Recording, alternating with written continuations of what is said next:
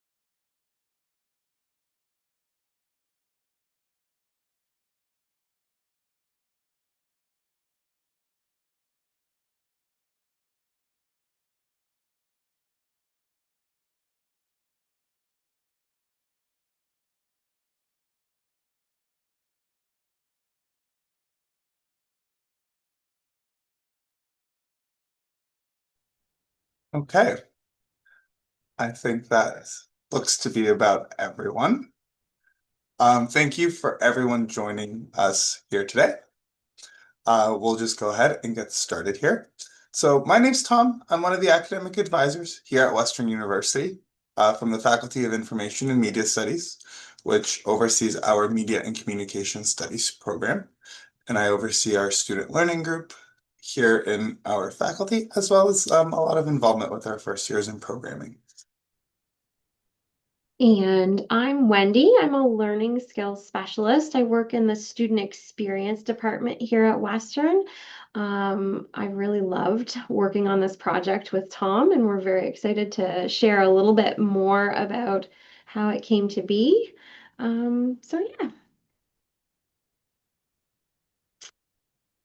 I think, as usual, we want to start with a land acknowledgement, and I know that's sometimes a bit awkward when we're all zooming in from different locations, lands, and treaties. But here at Western, we're located on the Anishinaabeg, Haudenosaunee, Lenapehoik, and Chinootan Nations land, connected with the London Township and Sombra treaties in the Dish with One Spoon Covenant Wampum.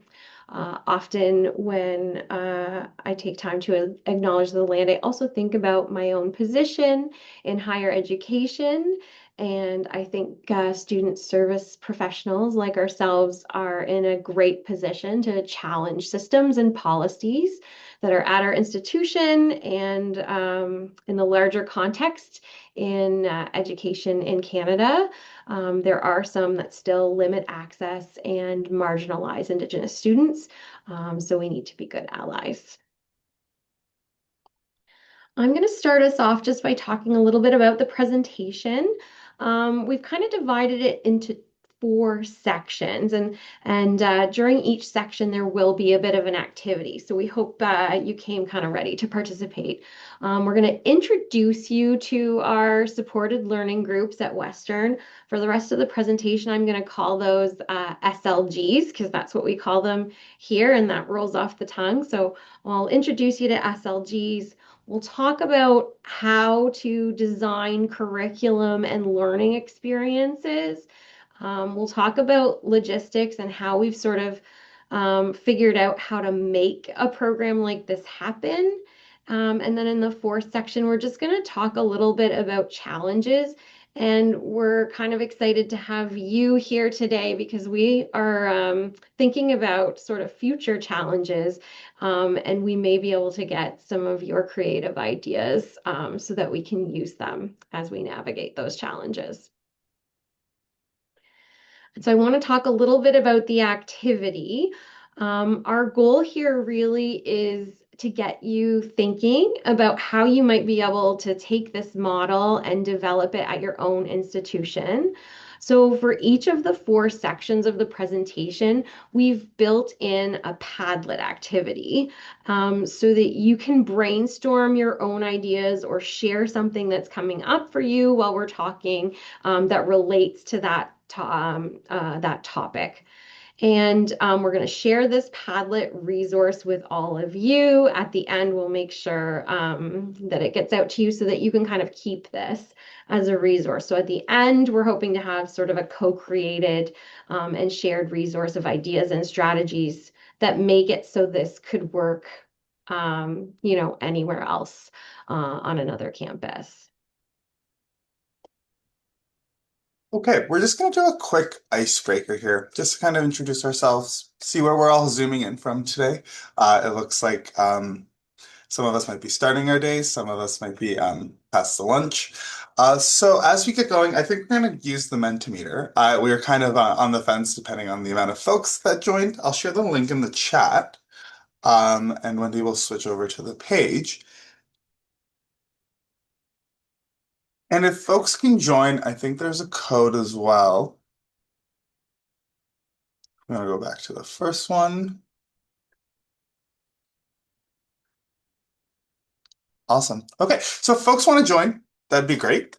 Maybe just let us know where you're joining us from today. I think you could drag and hopefully drop on the map. Um, and then let's see.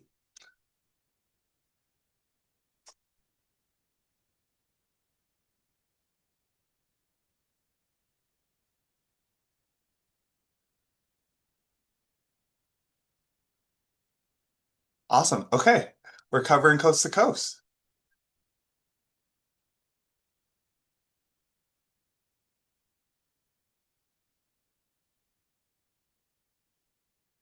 Great. Okay. Awesome. Do folks want to share in the chat maybe which institutions they're representing or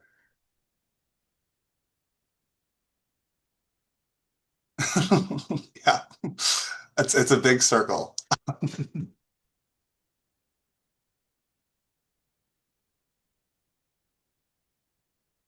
Awesome.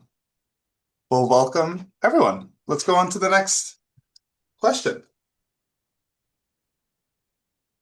Sweet. Okay, and what role do you hold at your institution? Just to give us a read as to the folks that we're chatting with. Front-facing student roles, administration, coordinators.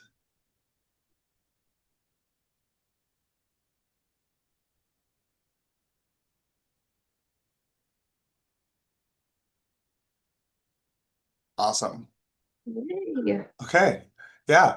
So this should definitely be up hopefully everyone's alley as we get rolling here. Yeah, Associate Director of Student Life. Awesome. yeah. Great to have Great. some experts in the room. Great. Yeah. Okay. So we're just going to start off nice and simple, just to get our brains kind of thinking about learning skills and how those kind of interact both in our everyday lives. So I want everyone to name one skill, anything at all, whether they're professional, practical, creative skill, literally anything you know how to do. Um, right? I've been recently trying pottery. I don't know if I would call it a skill yet, but I'm trying. Soon. So Soon. I'll call it a skill.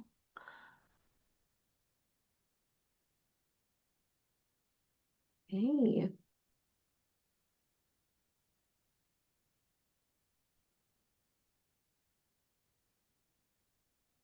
awesome. So you're good at building relationships. Embroidery. That's a big one now.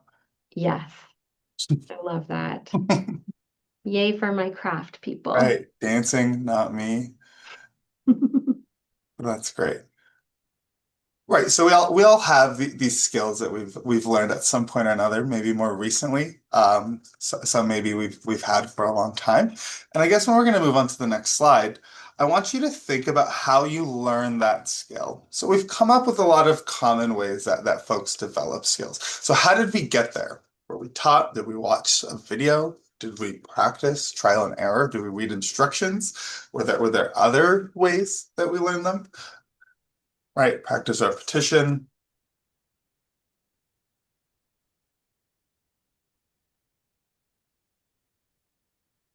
Right.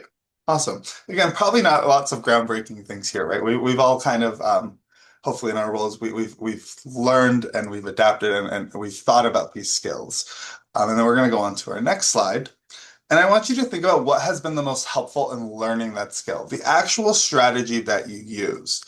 So was it breaking it into smaller steps? Was it feedback? How did we get there? Cross-stitching is a non-work skill I have at least.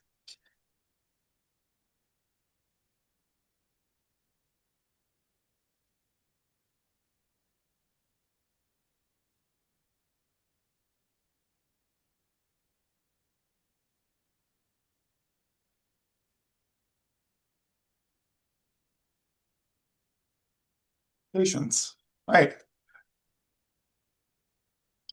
Exactly. Yes, breaking it into smaller pieces. These are awesome. Yeah. Exactly. That's exactly what we're really trying to get at. So as we're looking at the responses, we're noticing repetition, watching someone else, making mistakes. And these are all the learning strategies that would really encompass what the core and the core idea behind what SLG is. Really getting students to use these learning skills. And our job is to make them visible and make students understand that the skills are supposed to be intentional. Although lots of them already have them, or some maybe don't, some don't even know that they're using them. So the idea is here to apply a lot of these learning skills to the course, which SLG is built upon, but also kind of later on in life, whether it's outside of the classroom, also there are other courses. So the activity is meant to kind of explicitly teach students that these learning skills in the university context. Students are given a lot of information to absorb, whether it's lectures, readings, and slides, but they're not given the support on how to process that content, how to organize it, how to study it effectively. In many courses, especially the course that this is based on, Learning is structured around just traditional lecture models, right? Information is flowing one way from the instructors to the students, and they're expected to kind of come with these skills right out of high school with knowing how to take notes, knowing how to listen effectively, how to do the readings, demonstrate their understanding, whether it's on tests and essays and exams. And what's usually missing is that connection between instructor and student on how to do those things, which is the gap that we have found with a lot of first year students through academic advising, a lot of concerns that are coming up, whether it's through parent interactions and recruitment or on the learning development side as well, where students are coming to see Wendy to talk about how to do these things. Most students arrive here and they've been kind of being told what to learn or how to learn, kind of think about Bloom's taxonomy, like that lower understanding level.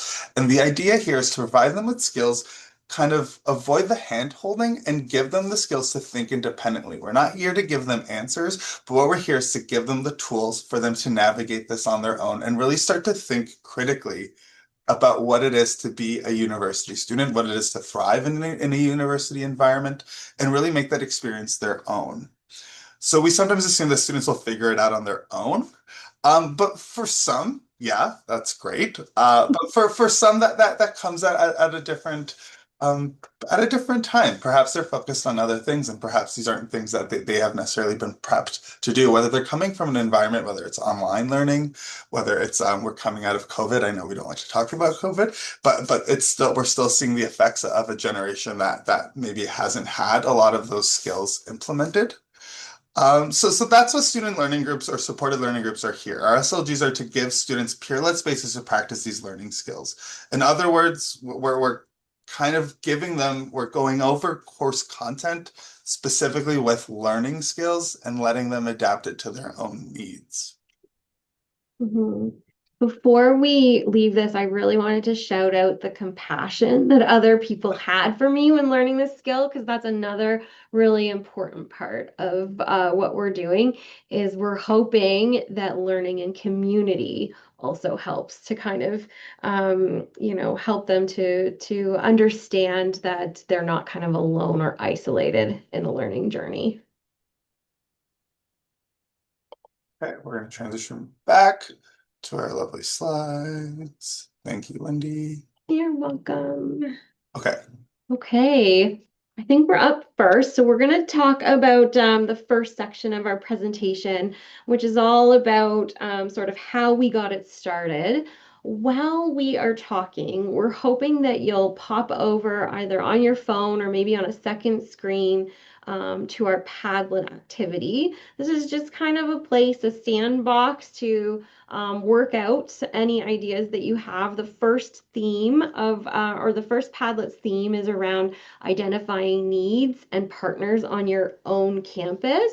So while we're talking, think about whether or not you've had a conversation with someone in a faculty on your campus, or you are hearing that students are coming in particularly unprepared for a certain program, and throw that on the Padlet so that we can just take a look at the contents for you.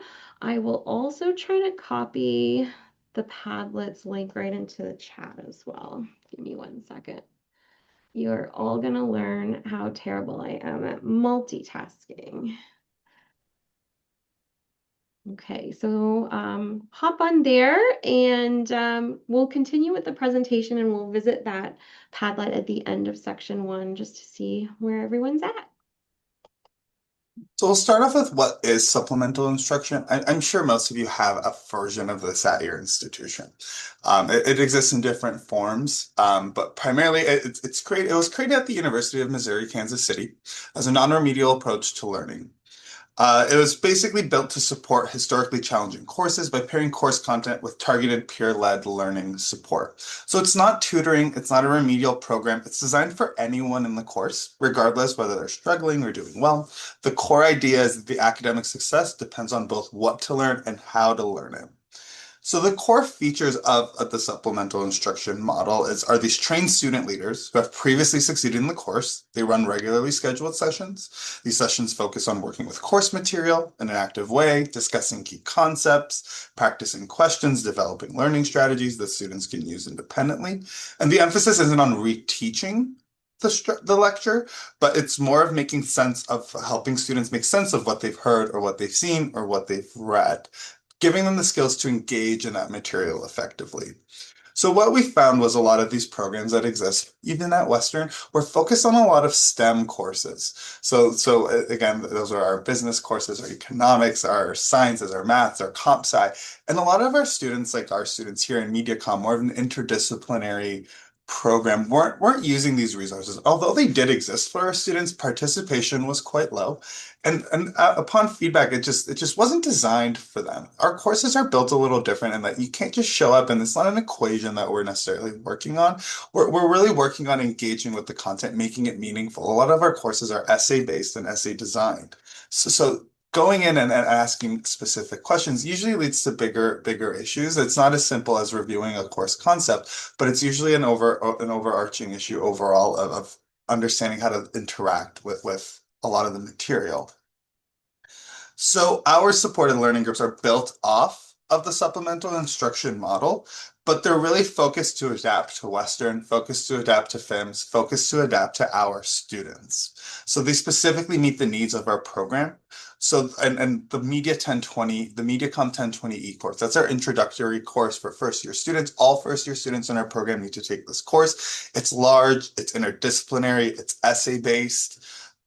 So we do a lot of specific activities focused on the course. So while supplemental instruction provides the framework, our SLG program represents a localized version of that framework. It's grounded in the same philosophy, but shaped by our course structure, our students, and our institutional environment. So here are just some facts that proves that we're not just making things up here. Where it is effective and it is based on a lot of data. A lot of the data does come from the states, as a lot of higher ed data does in general. Canadian institutions do have a lot of SI models, but again, ours are a lot more diverse. We do have our own supplemental instruction center, which is housed at the University of Guelph, which is quite great. There's a program there as well that folks can do, which I did, and it was extremely rewarding. I guess what we are really focusing on here with the evidence is that the SI model is strong and it's effective. It's shown consistently that students who participate earn higher final grades than students who don't participate, even when controlling factors like prior academic achievement and demographic background is looked into it. In addition, the students who participate have lower rates of course withdrawal. They're more likely to succeed in the course, particularly gateway first year courses. And research has also shown that students who participate in them are more successful later on in their programs. So there is a lot of research here that's done in the effectiveness of these programs, and we're definitely seeing that effect on our end as well. So in terms of the program overview, it was created collaboratively with our FIMS undergraduate student services, which is us here, our academic advising and our career team here, as well as with our team over at Student Experience. We saw a need for our students and we wanted to fill that void. It had quite a few goals there. Um, which Wendy will talk about, I think, in the next slide. So Western did offer a lot of these programs in STEM and business, but we did find that gap for our students. We wanted to build that community. We wanted to build that academic support. So Student Learning Group is a peer-led academic support designed specifically for our students, which I think is the key takeaway. It is quite unique. We haven't seen any programs like that. I mean, even throughout the training of going to a lot of supplemental instruction models, we found that our students were not really considered in a lot of these conversations of support, right? It's like, oh, it's just an essay course, or oh, kind of looked over in terms of support and what could be available. So we really wanted to take it upon ourselves to build something uniquely for our students, run by our students, and something that we're quite proud of. Yes, and so from my part department over in student experience learning development's perspective, we were really lucky that Tom and some of the administrators over in FIMS were really keen to develop something really specific for their students. And they approached us and we are always excited to work with anybody who wants to talk learning skills because we're kind of nerds that way. So we struck a planning committee to establish sort of what the goals of the program would be. The first goal we've listed there was really important to the faculty. They wanted to create sort of community in their program that would aid in retaining their students. And they wanted to bring the average of their students up so that they could excel in limited enrollment programs. Of course, our goal over in learning development was to get more learning strategies in front of as many students as we possibly could. So this was a great opportunity for a large audience. And then together, we also wanted to create a nice peer network within the faculty. So we wanted first year students to meet upper year students. We also wanted them to have community amongst themselves. The class is quite large, 400 or more students. It started at 400. It might be bigger now. 600. It's 600 now, yes. So we wanted first year students an opportunity to interact because we all know in those larger classes they're less likely to chat with one another. And then finally, we wanted to create a really great experiential learning opportunity for the upper year learning coaches. So that was sort of the idea we had. And then you can see the members of the planning committee there. So we did have the undergraduate dean who was instrumental in pushing this forward. Tom, our bosses, Tom and the managers of our teams, Tom and myself, and then our course instructor for MediaCom 1020E. And then just to give you a little bit of a timeline, here's where we've been and where we're going. We started the program in 2023. We piloted it in the winter. We had 7 sessions, so the term is 12 sessions, 12 weeks long, and we ran 7 weeks of programming just to test the model. In 2024, we were excited to receive some funding to be able to continue running the program, and we increased up to 10 winter sessions, again, always in the winter semester once students have had a chance to kind of figure out what they know and what they don't know. And then we had 9 learning coaches there. This year, we're running it in both fall and winter, so we're going to run a total of 15 sessions. And we kind of started that in mid-October. Again, we still want students to get a feel for what they're being asked to do. And so yeah, we started mid-October and we've got 15 sessions coming this year. And then, of course, as we look to the future, we're looking to kind of pilot this model in other first year courses. So that's what we're doing on our side. And then on the FIM side, we're looking for plans on how to kind of have a more long-term research plan to really understand the impact of this program in the longer term.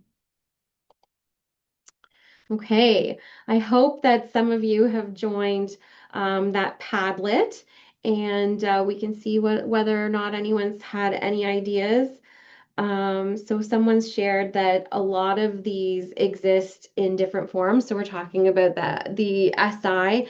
Yes, even on our own campus, there were a lot of different programs, peer programs that were supposed to help with course content. But like you have observed, they mostly seemed to be targeted towards our business students and our STEM students. I know my team organizes our peer assisted learning center. But again, many of our students joining that were from the STEM side. So yes, these types of things do exist on campus. And we were kind of trying to look at what we can do for arts and humanities students. Okay, great. I see some other ideas of where you might be able to incorporate this. The law enforcement programs. Oh, I think that it'd be really interesting to do something like that. Um, yeah, student life initiatives for first year students.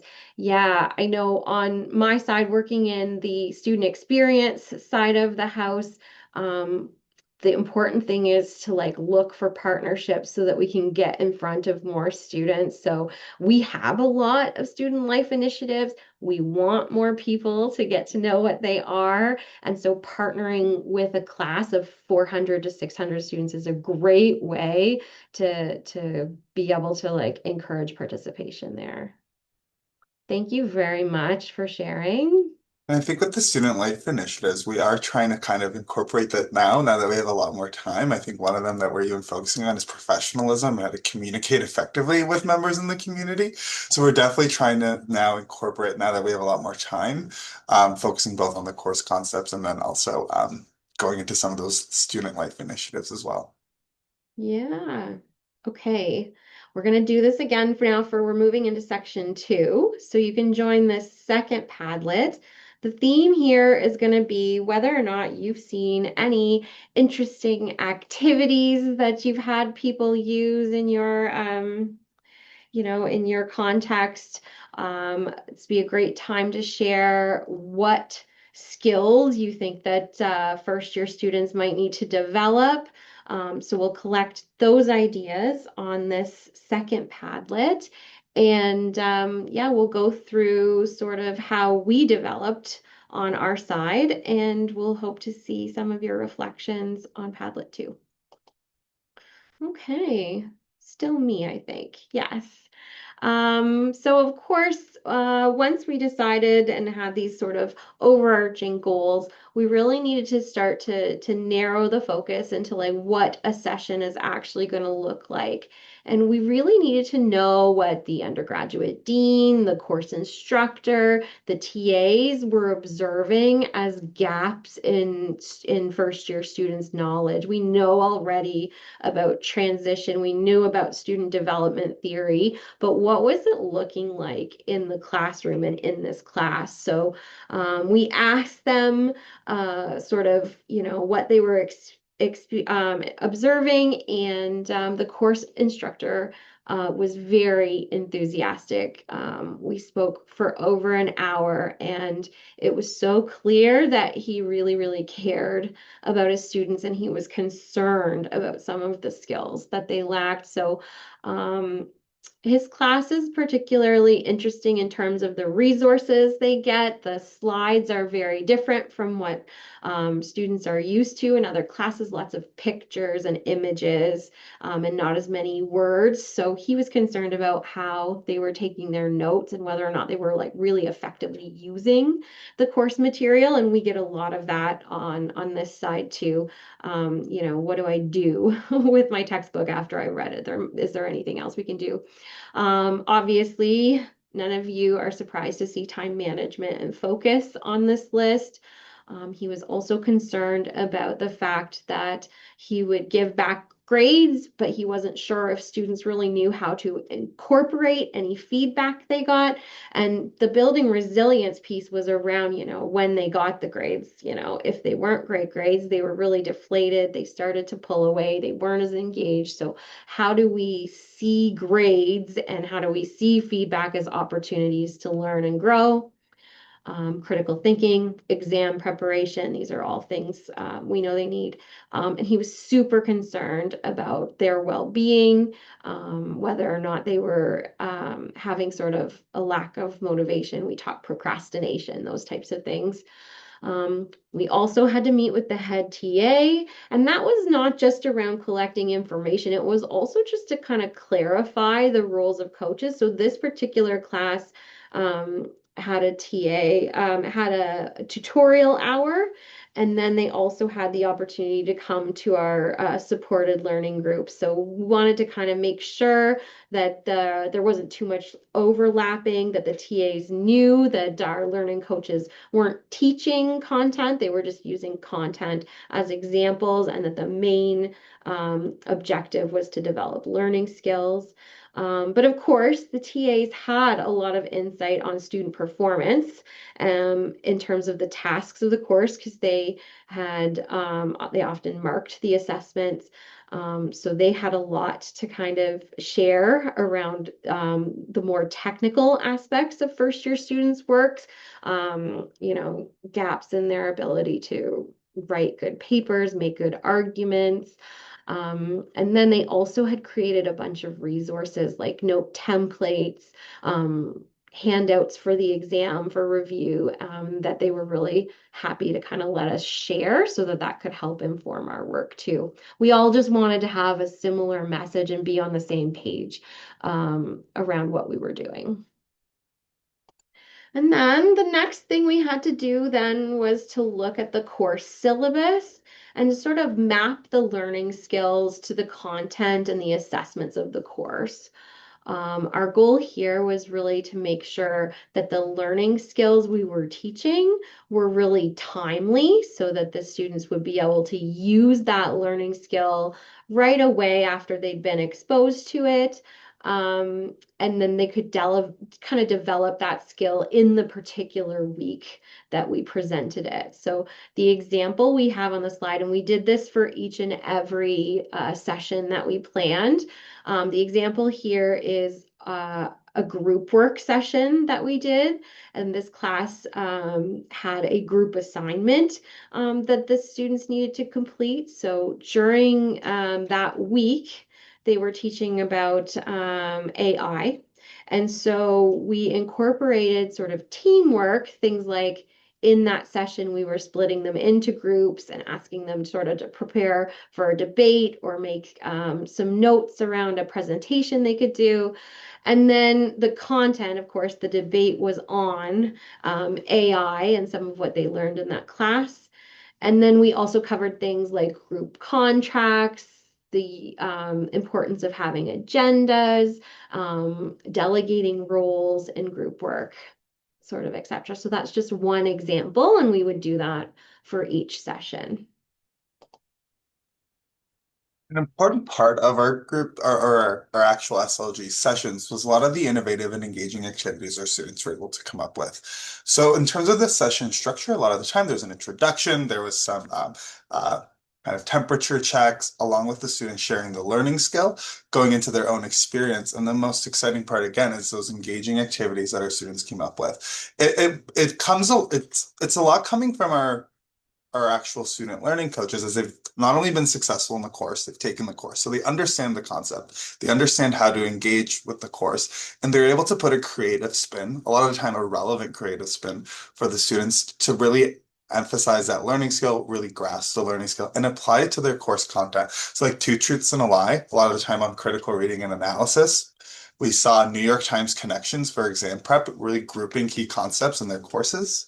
We saw debating and writing skills, fix the slide presentation skills, where our coaches created slides that needed to be fixed. We also saw things like a lot of for the presentations as well, watching famous, famous, what's the word I'm looking for here? Famous speeches, right? That should have came a little easier. Some famous speeches and critiquing them and finding out different ways that those folks could have improved them, as well as focusing on their own. I guess the most important takeaway here is that across all the activities, the common thread is that students are practicing skills in interactive and low stake environments. They're interacting with each other, making connections with each other. So although maybe the activity might not resonate with every person, they've made a connection in that activity with someone in their class that they now have. And they're not just about hearing the strategies, they're about trying them out with their peers and connecting them to their courses in real time. So a lot of the time, whether it was the activity or the skill itself that's shared, the coaches were able to share real life experiences from what was actually helpful in the course, rather than just hearing it from a session from a staff member. The impactful part here is that it's coming from these learning coaches that have been in the course, that know what works, and that know exactly how this will play into the assessment.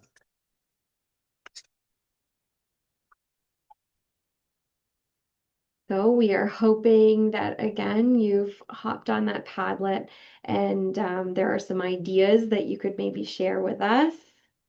Let's see. Okay, work-life balance. I'm really glad someone brought that up. Um, Students seem really, really focused on achievement in terms of grades. And I mean, even this morning, I had an appointment with a student who, who isn't doing anything else. Yeah, where did that come from? Because in high school, they're always very, very busy. You've got peer mentorship programs on other campuses, doing reflection-based activities. Yes, so much learning science asks you to kind of place yourself in the context of the learning. So reflection is great. We do have them do a lot of that almost every session. They leave 5 minutes for a reflection question. Adding in career coaching and life coaching, I think that's a really good idea. We did have a career person come and talk to the learning coaches about how to use the experiences that they were gaining. But it might be interesting to also incorporate that into a session for the first year students. Great. Okay, thank you so much for sharing. All right, we're moving into section three. Right on time too. We're doing really well. So the next section is on logistics and the planning, the kind of nitty-gritty details. So we've got a couple of reflection questions that are on that Padlet that you can fill out while we're introducing kind of what we did in terms of logistics. I probably need to copy that link, and I'll do that right now.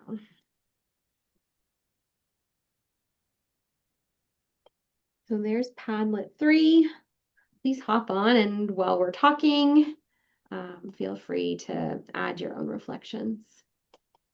Okay, Tom. Well, then thinking about logistics, a lot of these things either popped up planned or unplanned.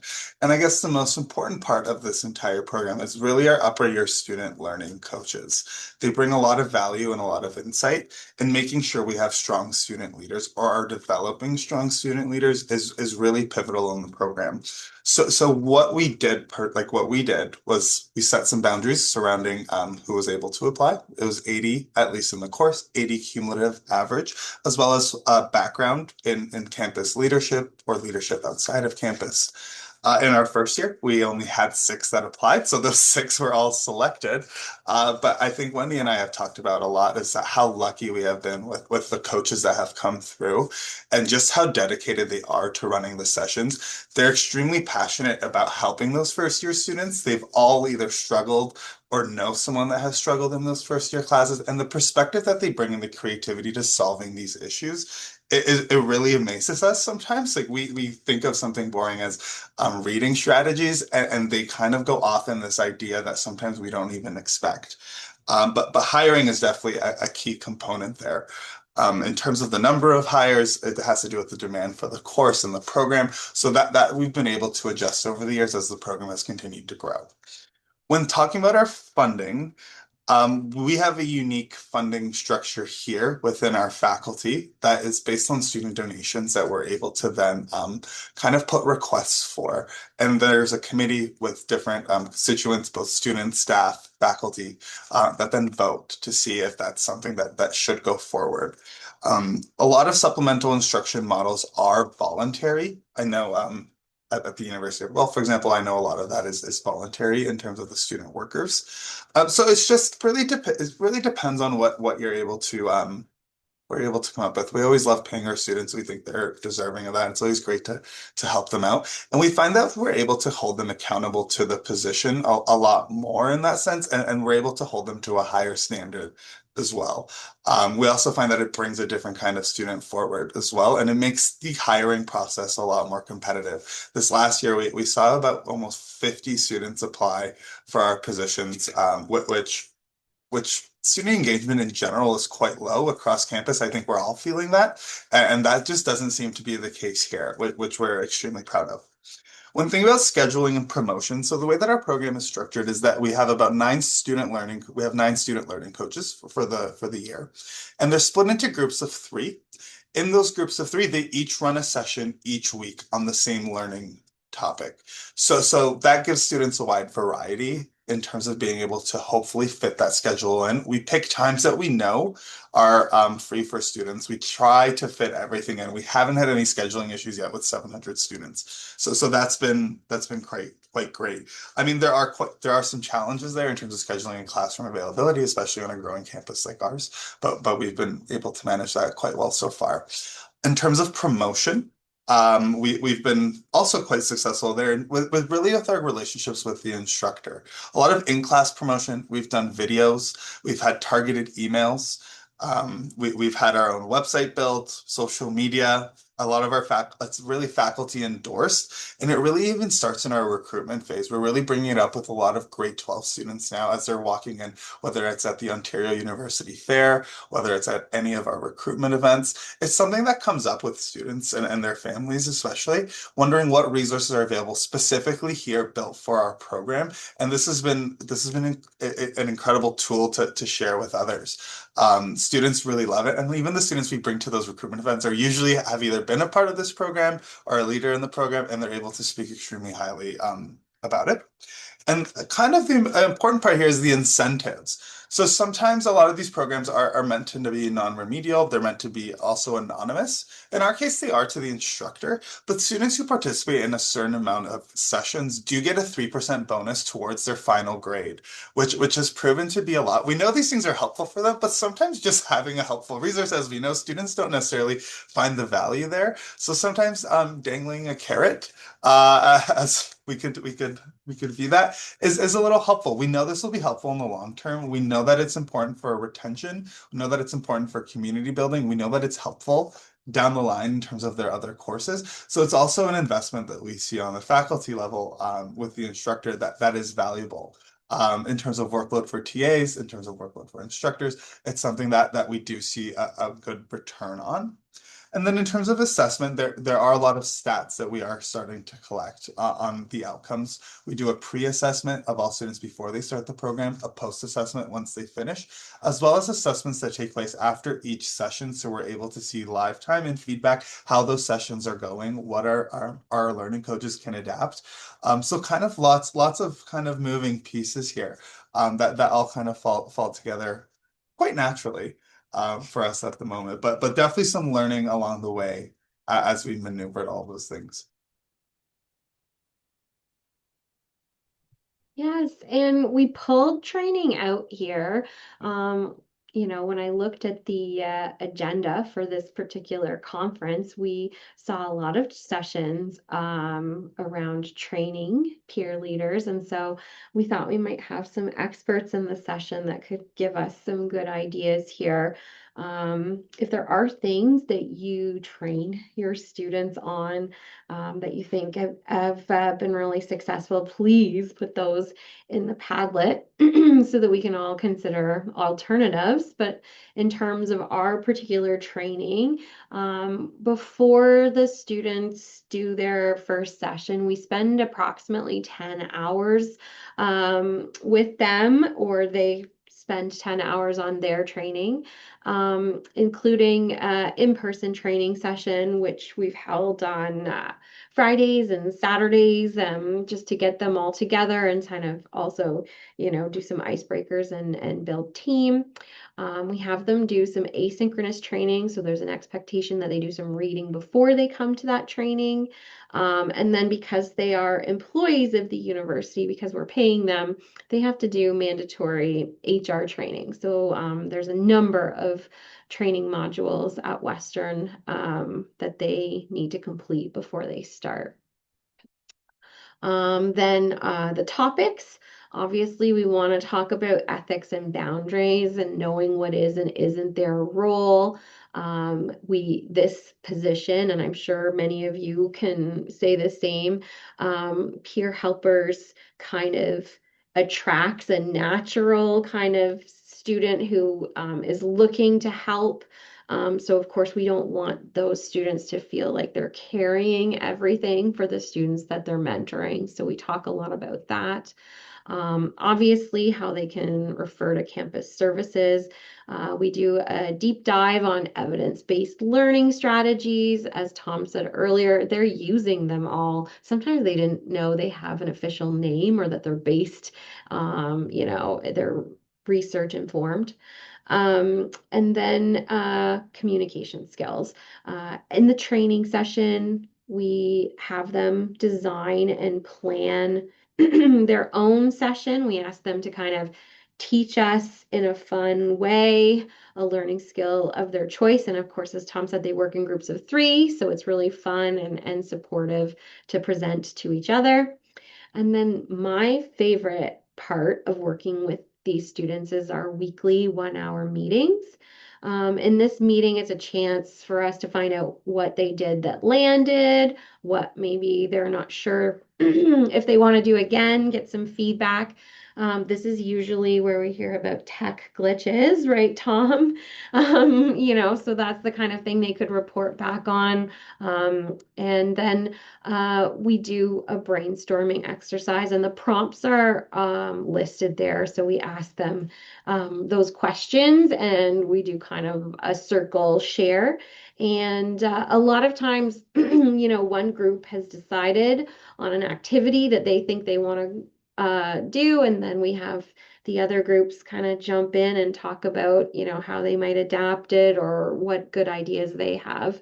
Um, I also wanted to note, and for some reason forgot to put on the slide, that we do have a library of resources for each topic on a team site that we share with the 9 learning coaches. So each week they can open up, a bunch of resources, brainstormed ideas, things that are happening on other campuses, so that that can inform their sessions as well. Okay, results and impacts. I guess we didn't really know what we were walking into when we started this pilot. We didn't know what the demand would be. We didn't know what turnout we would get. We didn't know if we'd have any coaches to hire. But we went out there, we hired, and we kind of got going. So in the first time, as Wendy mentioned earlier, we had 7 weeks. We had about 444 contacts. So students came a total of 444 times.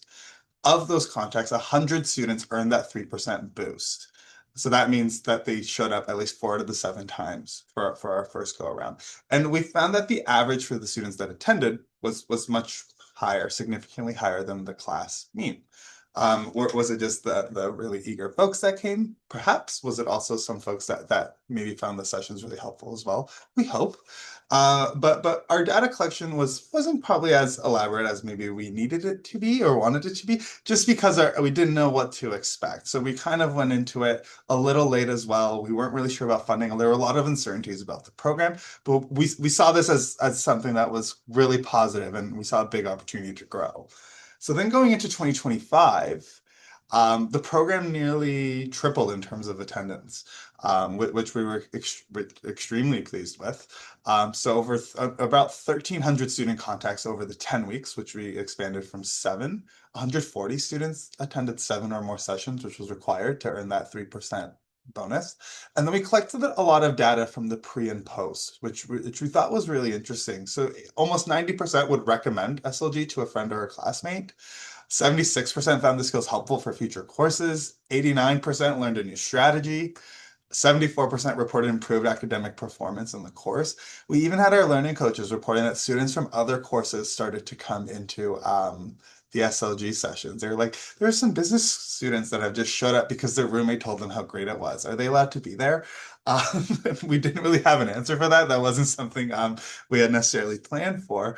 But we kind of let it slide. And the great part about our sessions as well is that there isn't any sign up required. Students can just show up to any of the 3 that kind of work in their schedule, which is kind of removing one of those barriers. Okay, so back to the Padlet in terms of logistics. There's a couple. I think I actually have to go to the larger one because I can't see the third column. Give me one second. Oops. There we go. Okay. Everyone can see that too, right, Todd? Yep. Good. Okay. So, what are qualities and skills that you would want your upper year students who are doing the coaching need? There's a lot of really good ideas. Boundaries and confidence. I love confidence. And actually, I will tell you, in working with these students, the ones that come in for the first time, we can see a marked difference in their confidence by the time they finish their first year. And we have repeats, lots of repeats. Okay, sorry about that. Leadership, boundaries. I love that everybody's sort of saying boundaries. I'm assuming that means you're having the same experience as us, that we want students to care, but we also want students to take care of themselves. Optimism, patience, genuine care. I love that. What topics would you train? Stress reduction. That is a really good idea. Let's mark that for next time. Some ideas on stress reduction. We do a session on test anxiety, I think, but yeah, stress reduction would be good to work with the coaches on. Resilience, also like building resilience, promoting resilience, mental health stuff. Institutional processes, very good idea. Navigating the bureaucracy that is universities. Obviously has a hidden curriculum to it, so it would be great to do that. And then when you're thinking about your own program, how often might you hold sessions, or would you want to embed it into a class like we've done? And I like the idea of like, let's try to get the students exactly what they need. And yes, we found that certainly in the second semester, that students are finding it particularly helpful. But I like the idea too of maybe around reading break, hosting some sessions for the students that have stayed behind. That's a good idea. Thank you so much for sharing. We're loving that. So we're on to the last section, and this is on navigating challenges. So hop over to this last Padlet to share your ideas here. I think here, let me pop it in here. Yeah. Full disclosure, we've thrown some challenges on there that we are currently working through. So this is going to help us as much as anything else. We thank you so much for your ideas. Okay, addressing challenges. So as with any program that's starting, there's obviously lots of challenges. The program is primarily run by Wendy and I. So a lot of this time, this is happening as we're doing our jobs, our other responsibilities, whether that's appointments, and anything else that has as it's kind of coming up. So this does take up a lot of time, a lot of our resources, but it is extremely worthwhile. I guess in terms of some of the challenges was a lot of the conflict between TAs and learning coaches and really the students' understanding of the difference. Our first years, their language and understanding a lot of the time of what's happening can be a little confusing. So really working on that and creating those firm boundaries between what TAs do and what our learning coaches are doing. We did have some perhaps some overlap or some concerns, but I think the most important part is the fact that our learning coaches aren't directly going over that course content. They're focusing on the learning skill connected to the course content, which once the TAs were able to really understand, created a big difference. We even had some TAs that wanted to start attending as well.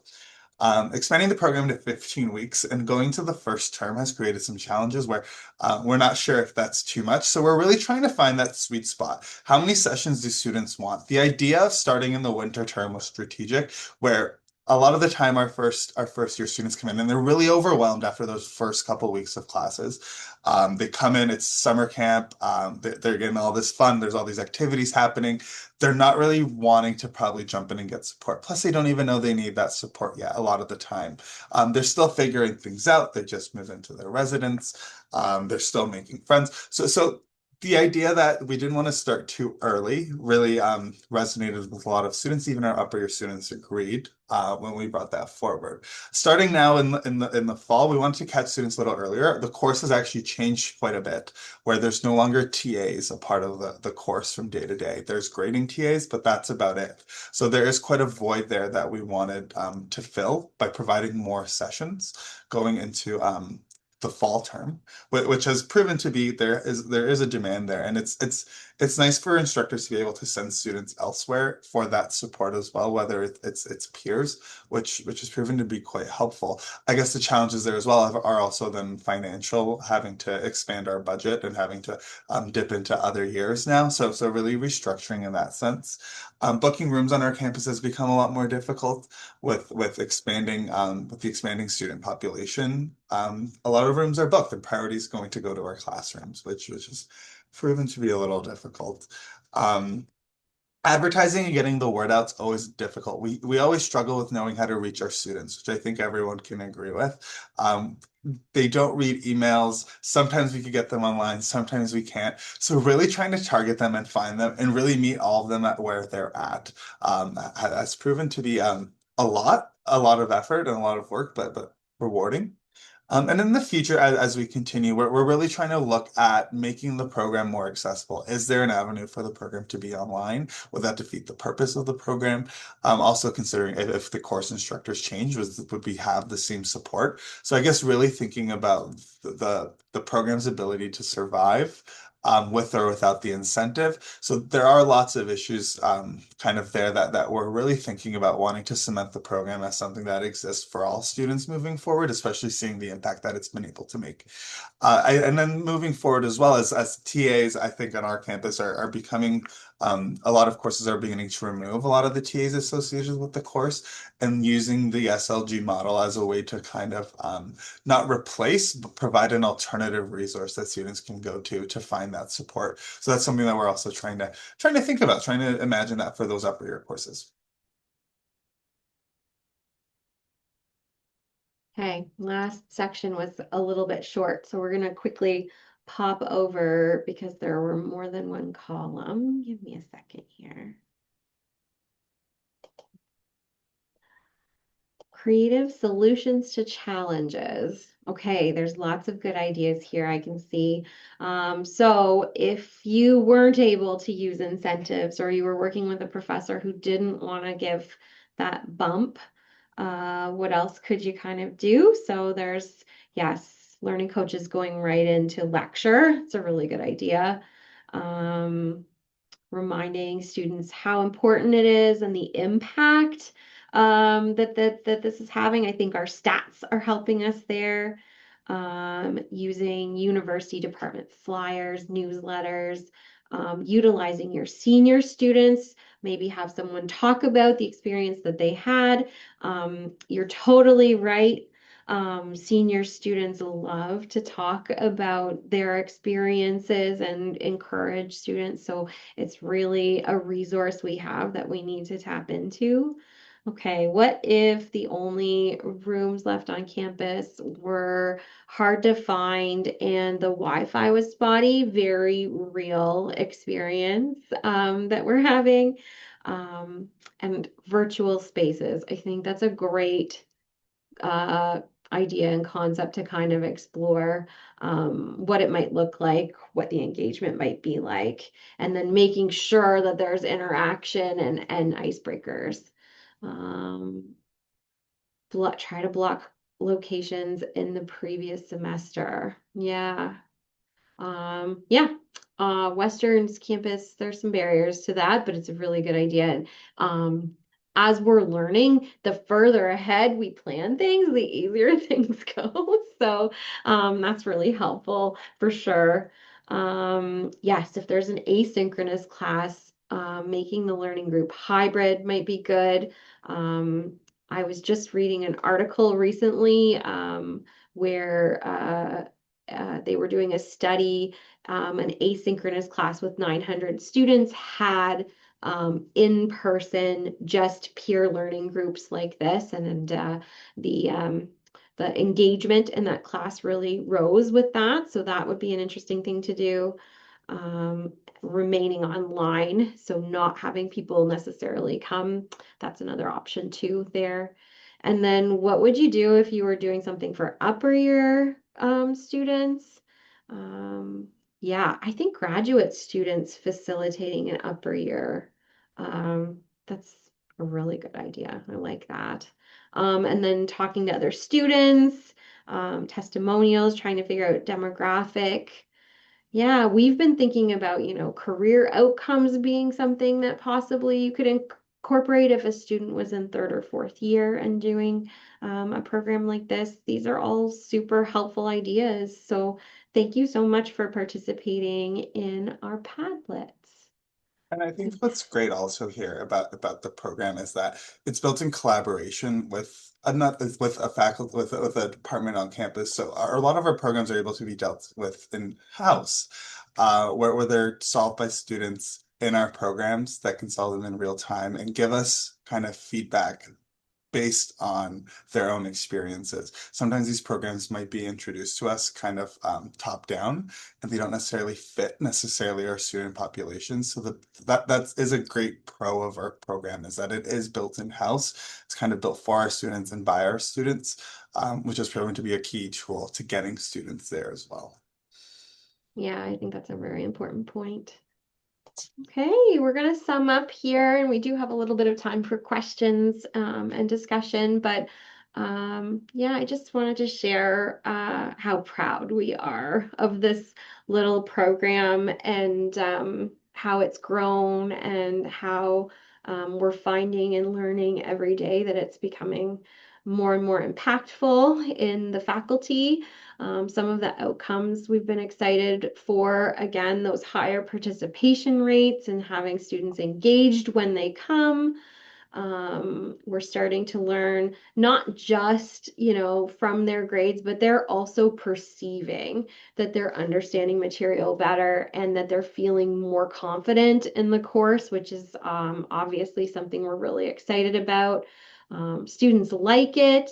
They're saying that they are building study habits, and some of the feedback included study habits, not just that they're using for MediaCom, but they're using in their other first year courses. Some of our learning coaches have said they're using what they're learning in their upper year courses. So it's really, really good that students are getting the idea that learning is a skill that you can get better at. And then we're super proud of the experience that the upper year coaches are getting. One of our program alumna just graduated last year and went on to Boise to Teachers College, and she said she drew a lot on the experiences she had running sessions when she was thinking about and creating her applications for Teachers College, which is really nice. Yes, and I think Tom has already said how lucky we are to have found such great student leaders. This none of this feedback would be what it is without the student leaders and the passion that they're bringing. And just to further that, I guess we're focusing both on the development of our first year students who are in this class, but also the development of those leaders. So in terms of the leaders, I mean, they've been able to attend a conference, which we did last year. We meet with them individually and try to get their goals and try to incorporate that. One of them had an interest to doing social media. So we're looking into that or some branding aspects for our program. So we're really looking into them, asking what they're looking to get out of it as well, and trying to build those experiences into their roles, which has been quite great, and it gives them things to talk about when they're going to their interviews, which they've all also mentioned has been extremely helpful when they're going for other positions. The role is so versatile that it really is so applicable to all the things that our students are looking to do, as well as the first year students, just listening to what they have to say. I think just getting the information from those upper year students has been just invaluable. It's giving them actual study skills. I mean, I attended a session last year to kind of provide some feedback, and I was learning things there as well that I didn't really know were tools or skills. I mean, their students are so advanced in terms of the resources they share with each other that they really are the best bank of information for other students, which we see in both reflections from our students and our learning coaches.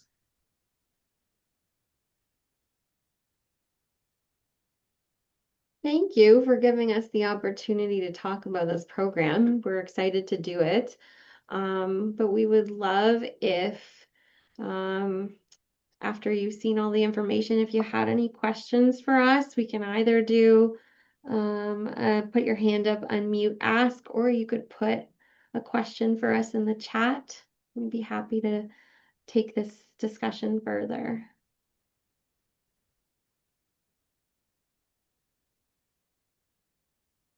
And if something comes up later, we definitely have our emails available as well, I think on the Yeah. next slide. Yes.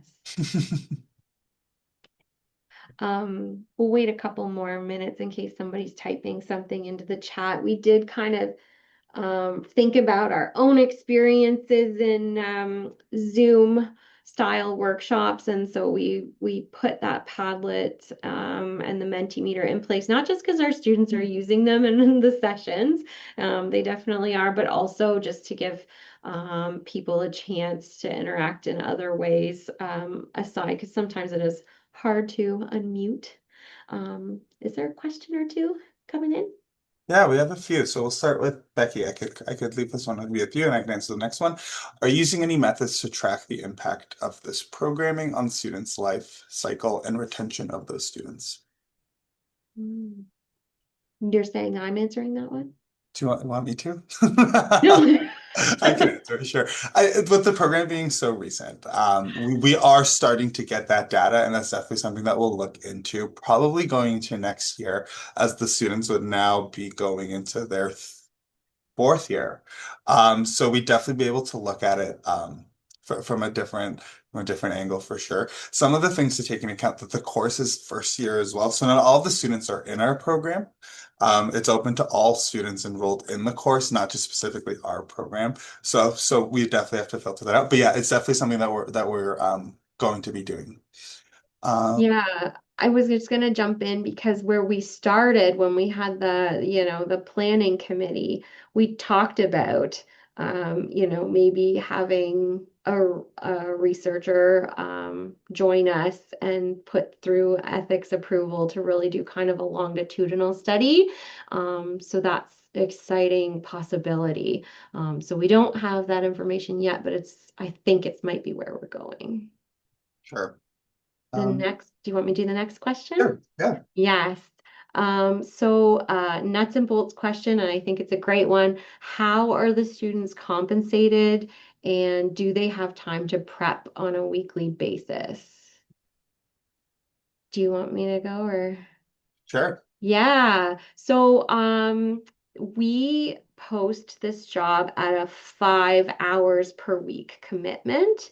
And during the training session, we say, 1 hour a week will be spent delivering your presentation. 1 hour a week will be spent in our group meeting session. And the other 3 hours are for you and your group to prepare the 1 hour session. So we expect them to be completing 5 hours a week, and we pay them, I don't actually know the hourly rate. 20. $20 an hour. Okay, so yeah, so per week. Yeah, 5 hours a week at $20 an hour. This year we have one student because we had budget to hire 10 students. We have one student that we kind of have as a bit of a leader and a floater.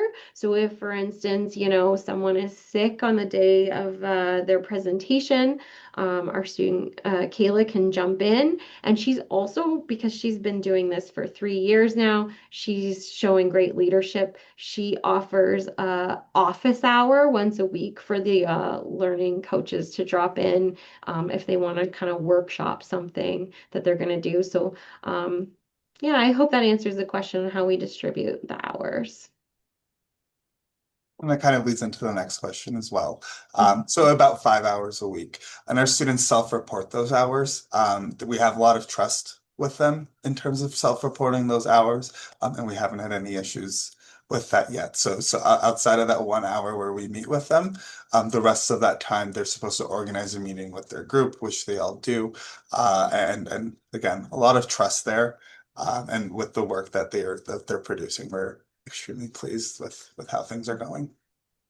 And we've been intentional about putting those groups of three together. So it includes students who've done it before, students who are new, students with specific skills we think that would work well together. So we don't just let them pick their groups, we set them up to work for the year. And so there's some mentoring happening even within the groups of three, which is nice. Yeah. Any other questions? Those were really good questions.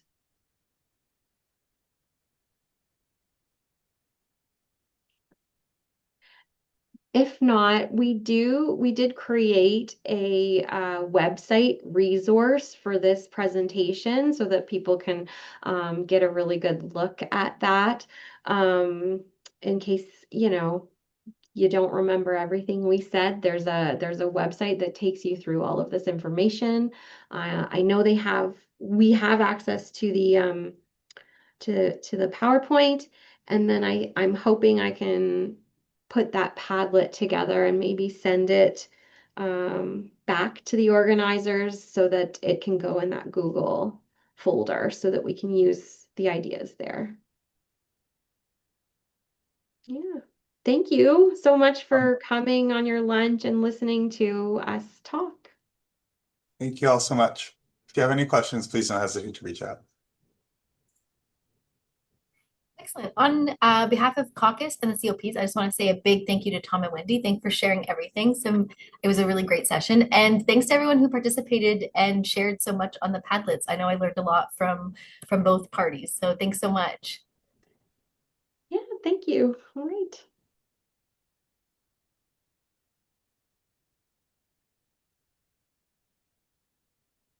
I'm just getting an error for the link. Is anyone else getting an error? Oh no. The URL, but that could be something on my end. It's saying the requested URL was not found on the server. Hmm. No. Oh, you're right. Hmm. Okay. We'll work on that and I'll send out a new one. Awesome. I'm Thank sorry you about that. so much. No, that's okay. Yeah, we'll figure it out. I'm on a loaner computer today, so I was like, maybe it's me. Okay, thank you. Yeah, no We'll problem. figure it out. Yeah, bye. Thanks.